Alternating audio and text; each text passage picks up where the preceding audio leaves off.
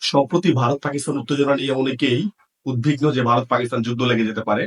But আসলে যদি আপনি এই সন্ত্রাসী হামলার পিছনের প্রেক্ষাপটটা দেখেন বা পিছনের কাহিনীটা দেখেন, তাহলে স্পষ্ট বুঝতে পারবেন যে এটা আসলে ভারত পাকিস্তান যুদ্ধ কখনোই হবে না, বা মোদির বা কিংবা ভারতের ওই ধরনের সাহস নেই যে পাকিস্তানের সাথে সরাসরি তারা যুদ্ধ ঘোষণা করে।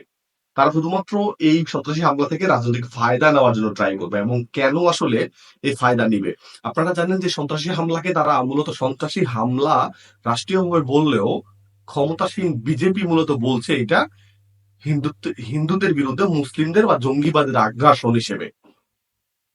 কিন্তু বিষয় হচ্ছে কেন আসলে মুসলিমদের হঠাৎ করে কালার করে দেওয়া বা হিন্দুত্ববাদের বিরুদ্ধে নামিয়ে দেওয়ার চিন্তা ভাবনা চলতেছে? এটার একটা কারণ আছে। কারণ ভারত জুড়ে এখন আন্দোলন চলছে ওয়াকফ বিল সংশোধনী যে আইনটা হচ্ছে তার বিরুদ্ধে মুসলিমরা ইতিমধ্যে মাঠে নেমে আসছে। একটা মুসলিমদের মাঠ থেকে সরানো যায়, এ কারণে মুসলিমদের একটা বড় বিষয় নিয়ে দোষারোপ করতে হবে, যে কারণে মুসলমানরা যেহেতু শান্তিপ্রিয়, তো তারা দাঙ্গা চাইবে না। আর এই কারণে তারা মাঠ থেকে সরে আসবে। জাস্ট এটা দিয়ে একটা নতুন ফন্দি করা হলো, আর কিছুই না।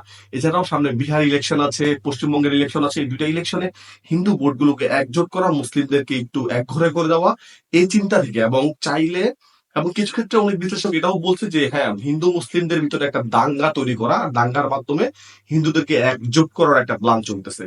আর এই দাঙ্গার যে ব্যাপারটা, আপনারা জানেন যে ভারতের ইতিহাসে সবচেয়ে বড় হিন্দু মুসলিম দাঙ্গা হয়েছিল গুজরাটে। আর সেই গুজরাট যখন দাঙ্গা হয়েছিল তখন কিন্তু গুজরাটের মুখ্যমন্ত্রী ছিল এই নরেন্দ্র মোদী, যিনি এখন বর্তমান প্রধানমন্ত্রী আছেন। সো এই দাঙ্গা লাগানোর যে সংস্কৃতিটা বা দাঙ্গা লাগানোতে যে এক্সপার্ট, সেটা কিন্তু নরেন্দ্র মোদী, যিনি বর্তমান ভারতের প্রধানমন্ত্রী। কেন আসলে বলা হচ্ছে যে এই হামলাটা আসলে পরিকল্পিত পেহেলগামে? এর কারণ হচ্ছে নর্মালি 7 লক্ষ সামরিক বাহিনীর উপস্থিতি থাকে জম্মু এবং কাশ্মীরে। এছাড়াও প্রতি 50 মিটার অন্তর অন্তর একজন বা দুজন করে সেনা বা আধা সামরিক বাহিনীর জওয়ান থাকে। কিন্তু পেহেলগামে 1-2 কিলোমিটারের মধ্যে কোনো ধরনের সামরিক বাহিনীর উপস্থিতি ছিল না। এবং কি 15 মিনিট লাগাতার এই সন্ত্রাসী হামলা চললেও কোনো ধরনের সাহায্য সহযোগিতা আসেনি। এবং চিকিৎসার কারণে রক্তক্ষরণ হয়ে অনেকে মারা গেছে। 10-15 মিনিট রক্তক্ষরণ হতে এরকম ঘটনা ঘটেছে। প্রায় 15 থেকে 20 মিনিট ওখানে কেউ আসেনি। অ্যাম্বুলেন্স এবং চিকিৎসা টিম এসে আধা ঘন্টা পরে। সো এই পুরো ব্যাপারটা যে পরিকল্পিত, এই ব্যাপারটা আসলে সনাতনীরাই আসলে এই ব্যাপারটা ক্লিয়ার করছে যে এখান থেকে মূলত রাজনৈতিক ফায়দা নেওয়ার জন্য নরেন্দ্র মোদী এই কাহিনীটা ঘটিয়েছে।